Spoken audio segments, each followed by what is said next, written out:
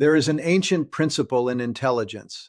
Whoever controls the information controls the territory. For 62 years, the United States defied this in Pakistan. Since 1960, the CIA operated freely in Islamabad, Karachi, and Peshawar, running covert operations, buying military loyalties, manipulating elections. But this week, General Asim Munir signed the expulsion order. On January 2, 2026, Pakistan closed the CIA station in Islamabad. It didn't suspend operations. It didn't reduce personnel. It completely shut down. 127 American intelligence agents received 72 hours to leave the country. And here's the data point that should set off every alarm in Langley. The same day, Pakistan's Defense Ministry signed a shared intelligence agreement with China's Ministry of State Security, valued at $2.8 billion. I'm a former IMF analyst. I spent 16 years tracking capital flows in South Asia. And what I'm witnessing now is not simply a change in intelligence partners. It's the collapse of the most valuable asset the United States ever possessed: unrestricted access to a nuclear state of 240 million people that shares borders with China, Afghanistan, and Iran. This didn't start this week. This is the end of a 6-decade story of systematic exploitation. And what the corporate media doesn't want you to know is this: Pakistan isn't betraying the United States. The United States betrayed Pakistan repeatedly, ruthlessly, with surgical precision. General Munir is simply acknowledging what Washington has denied for years. The empire can no longer pay for loyalty it destroys. Let me show you exactly how we got here. Because every betrayal has a price, every humiliation has an invoice. And when you see the complete pattern, the question isn't why Pakistan expelled the CIA. The question is why they allowed them to stay so long. May 2011, Operation Neptune Spear. The United States violates Pakistani sovereignty by sending undetected stealth Black Hawk helicopters 120 miles inside Pakistan's airspace to kill Osama bin Laden in Abbottabad. No prior notification, no permission, no subsequent apologies. President Obama appeared on national television declaring victory. Pakistan's prime minister found out watching CNN. The humiliation was calculated.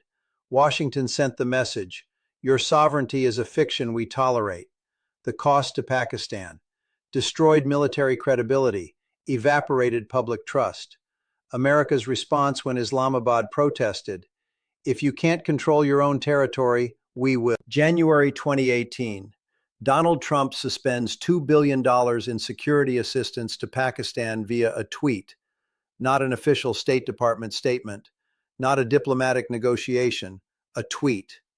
The accusation: Pakistan provides safe haven to the Taliban. The reality: the United States needed a scapegoat for its 17-year failure in Afghanistan.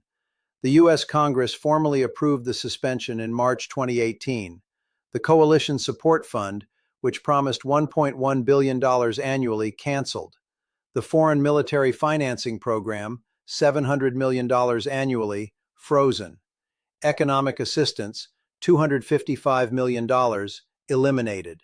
Total: $2.055 billion in broken commitments. But here's the truly obscene part. At the same time it cut funding to Pakistan, the United States increased military assistance to India by 340% between 2018 and 2022. Pakistan's mortal enemy received $4.7 billion in advanced weapons systems, while Washington punished Islamabad for alleged duplicity. August 2021, Afghanistan collapse. The United States evacuates Kabul in absolute chaos, leaving behind $7 billion in military equipment that the Taliban immediately captured. Guess which border Afghan refugees cross? Pakistan's border. In 3 months, 3.5 million Afghan refugees entered Pakistan. The humanitarian management cost: $1.8 billion. How much did the United States reimburse Pakistan for managing the disaster they created? $0. Secretary of State Anthony Blinken promised humanitarian assistance. It never arrived. Instead, the Treasury Department blocked $9.5 billion in Afghan assets that could have been used for regional stabilization. Pakistan bore the cost, while the United States blamed everyone but itself. April 2022.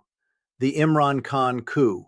Pakistan's prime minister, openly critical of American policy, openly in favor of relations with China, suddenly faces a no-confidence vote. U.S. Ambassador Donald Blome met with opposition leaders 17 times in the 2 months before the vote. The Undersecretary of State for South Asian Affairs visited Islamabad 3 times. Khan publicly displayed what he called a threatening U.S. cable, indicating that Washington demanded his removal or he would face consequences. He lost the no-confidence vote 174-136. The U.S. chosen successor, Shahbaz Sharif, immediately restarted negotiations with the IMF under terms Khan had rejected. IMF conditions: brutal austerity, privatization of state enterprises, 22% interest rates. And here's the crown jewel of American hypocrisy. While the CIA orchestrated regime change in Pakistan for relations with China, the United States accused China of interference in Western democracies. The projection wasn't accidental, it was operational doctrine. June 2024. Drone strikes in North Waziristan. The CIA launches 14 drone strikes on Pakistani territory between January and June 2024, killing 127 people Washington calls Taliban fighters. Local investigation documented that 43 of the dead were civilians, including 11 children. Pakistan formally protested 14 times. The United States ignored all 14 protests. The drone program has killed approximately 3,800 people in Pakistan since 2004. Estimated collateral damage costs: $4.2 billion in victim compensation that was never paid, $890 million in infrastructure destruction, immeasurable radicalization of local populations that feed militant recruitment. For 62 years, the United States had a magic trick in Pakistan: buy the military. The Pakistani military establishment received billions in aid, equipment, training. In return, they tolerated CIA presence, allowed drone strikes, looked the other way when Washington violated sovereignty. But that trick just broke. So, what happened? Right now, at this very moment, William Burns, CIA director, is sitting in a crisis room at Langley facing the operational nightmare they swore would never occur. Pakistan, a nuclear state with 170 warheads, the world's 5th largest army with 654,000 active personnel, guardian of the Khyber Pass controlling access to Central Asia, just closed 62 years of American intelligence access and replaced it with China.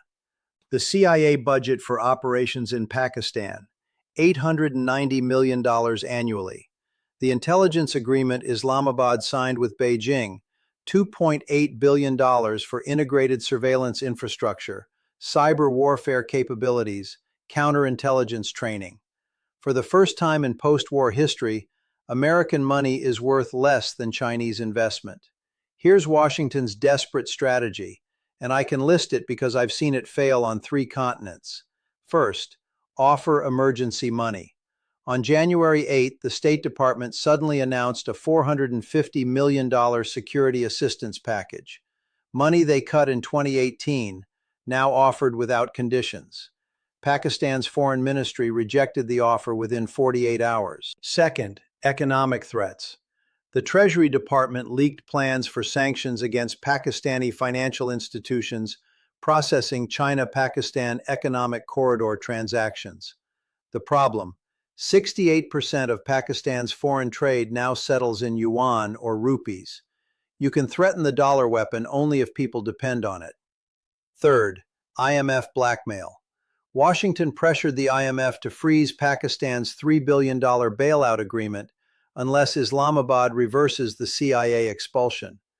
Christine Lagarde, IMF managing director, personally called Pakistan's finance minister.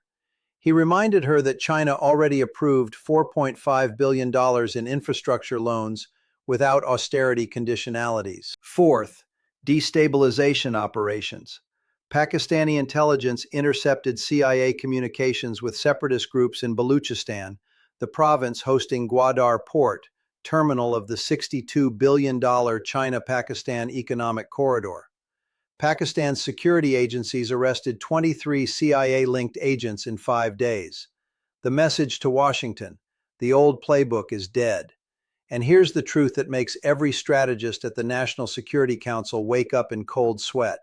You cannot declare war on your own banker.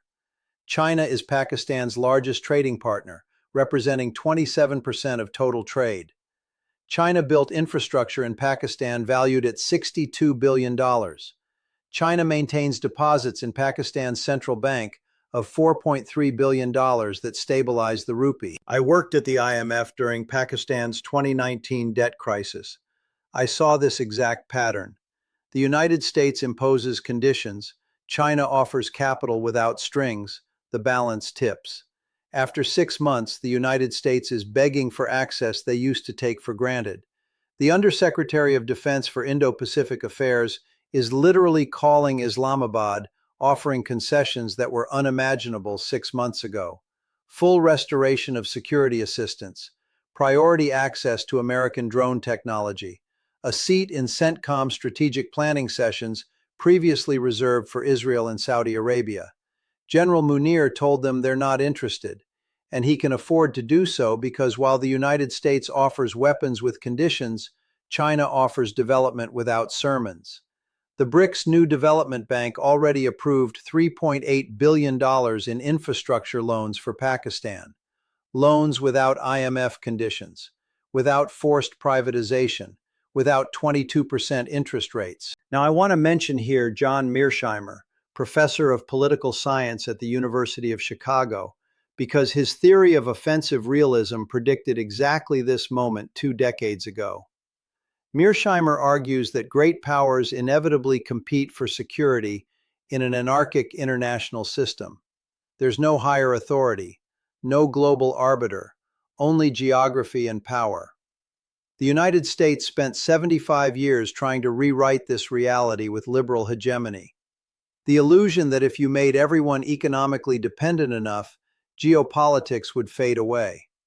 We just spent $2.3 trillion in Afghanistan and Pakistan testing this theory for 20 years. Both countries are now China's strategic partners. Mearsheimer predicted that when revisionist powers emerged, China in Asia, Russia in Europe, they would challenge American dominance not through ideology, but through structural imperative. And he predicted that American clients would switch alignment not through anti-Americanism, but through rational calculation. When the patron can no longer protect you and punishes you for seeking alternatives, you change patrons. Here's the exact quote from his book, The Tragedy of Great Power Politics. States cannot be certain about other states' intentions. Therefore, they must prepare for the worst-case scenario. Pakistan prepared by assuming the United States would eventually abandon or betray them. The United States just proved they were right. But Mearsheimer isn't alone. Robert Kaplan in The Revenge of Geography argued that Pakistan would always gravitate toward whatever power dominates Central and Western Asia. During the Cold War, it was the United States through proximity to the Soviet Union. In the 21st century, it's China through the Belt and Road Initiative. Geography doesn't lie. And Zbigniew Brzezinski, former national security advisor, wrote in The Grand Chessboard in 1997, "Whoever controls Eurasia controls the world." Pakistan is in the exact heart of Eurasia. The United States just lost that chess piece. Not in some speculative future crisis, this week. Because here's what you need to understand about the international order collapsing around us. It's built on 2 pillars, dollar dominance and intelligence monopoly. And both are shattering simultaneously in South Asia. The dollar dominance system worked like this. The United States controlled the global financial system through SWIFT, the World Bank, the IMF. If you wanted to trade internationally, you needed dollars. If you needed development loans, you accepted American conditions. Pakistan played this game for 60 years, but something changed. China created alternative financial infrastructure. China's cross-border interbank payment system now processes $850 billion monthly in transactions, completely outside SWIFT.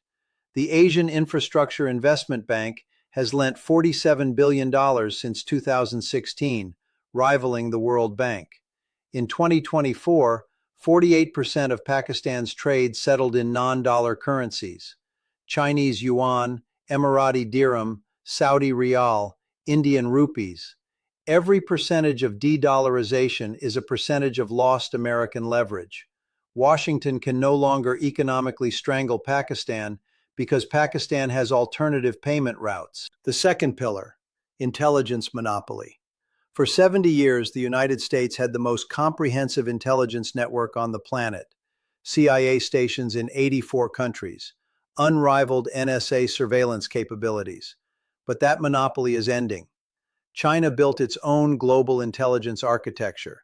The Ministry of State Security operates in 67 countries.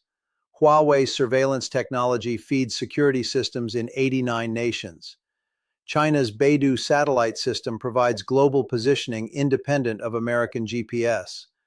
When Pakistan replaces the CIA with Chinese intelligence, they're not just changing partners. They're plugging into a complete alternative network that rivals American capabilities. They can track terrorist threats without the NSA. They can monitor borders without American satellites. They can coordinate defense without CENTCOM. The transition already happened. The world just hasn't realized it yet. Pakistan is living proof. A 62-year ally simply closed the door to American intelligence and opened everything to China. If that can happen in Islamabad, it can happen in Manila, it can happen in Bangkok, it can happen in Nairobi. Are you enjoying the analysis? If this kind of deep information is what you're looking for, please subscribe to this channel right now. Join thousands who are waking up to the true power dynamics shaping our world. Like this video if it's helping you connect the dots. And let me know in the comments, where are you watching this from? How is the restructuring of the global intelligence order affecting your region? I want to hear your perspective. Now let me show you exactly how this reaches your daily life. Because when the empire loses intelligence access in nuclear states, instability increases. And instability means higher costs for everyone. When Pakistan closes American intelligence bases, counterterrorism operations in Afghanistan become more difficult. That means prolonged threats. That means higher defense budgets. In the United States, that means less money for domestic infrastructure, healthcare, education, because more is diverted to security. When China expands its intelligence network in South Asia, it gains commercial advantages. Better information about energy markets, trade routes, political stability. That gives them negotiating leverage. That means better deals for Chinese companies, worse deals for Western competitors. If you work in manufacturing, in technology, in logistics, you feel the pressure from better informed Chinese competition. Your savings account is connected to this. When the dollar loses dominance in regions like South Asia, it loses global purchasing power. If you have $100,000 saved and the dollar falls 15% in Asian markets, you lost $15,000 of international buying power. Not in a dramatic collapse, in slow erosion that the media calls market volatility. I worked at the IMF. I've seen how loss of monetary hegemony destroys middle-class wealth. It happened in the United Kingdom after 1945, when the pound lost dominance. It happened in France after decolonization when the franc devalued. Now it's happening in the United States as the dollar loses ground region by region. But here's the hope, and this is critical. A multipolar world with multiple intelligence networks is historically more stable than fragile monopolies. For centuries, multiple empires coexisted, each with its own sphere of influence. Ottoman, Persian, Mughal, Chinese, all operated simultaneously without constant global wars. The American monopoly was the anomaly. 75 years of global intelligence dominance after World War II destroyed all competitors. That's ending. But that doesn't mean apocalyptic chaos. It means balance. For developing countries like Pakistan, Multiple options mean more leverage. They can pit American demands against Chinese offers. Competition between empires, like competition between companies, benefits consumers. Pakistan just negotiated better terms from China than they ever got from the United States because they have options. For investors, this means geographic diversification. Asian markets linked to Chinese infrastructure will become more stable as American influence recedes. Investing only in dollar-denominated markets becomes riskier. Asian currencies, gold, real estate in Belt and Road economies, these become essential hedges. For citizens, this means demanding that your governments adapt. Countries that recognize the multipolar transition early, like Pakistan, position their economies to survive. Countries that cling to illusions of permanent American dominance, hoping for Washington bailouts, will be stranded with unpayable debt and broken alliances. Stay alert, stay informed, because what's happening between Pakistan and the CIA isn't an isolated crisis. It's a symptom of systemic realignment of global intelligence architecture. In the next 18 months, you'll see more American clients do exactly what Pakistan is doing: diversifying intelligence partners, reducing dependence on American technology, preparing for a world where the United States is one security provider among several, not the sole provider. It's already happening in Saudi Arabia, which signed intelligence agreements with China in 2023. It's already happening in the United Arab Emirates, which buys Chinese surveillance technology. It's already happening in Egypt, which coordinates border security with Russia. The American intelligence monopoly is dying, not because the CIA is weakening technically, but because clients have alternatives. And Washington's fatal mistake was assuming intelligence access was a permanent right, not a privilege that had to be continuously earned. Every time the United States violated Pakistani sovereignty, Abbottabad 2011, drone strikes in 2024, they created resentment. Every time they arbitrarily cut aid, 2018, denied defensive equipment, they accelerated Pakistan's search for alternative patrons. Washington confused dependence with loyalty. They forgot that dependence ends when alternatives appear. You are witnessing how the foundations of the world order are being reorganized, not in speculative academic theory, not in future forecasts, here, now, this week.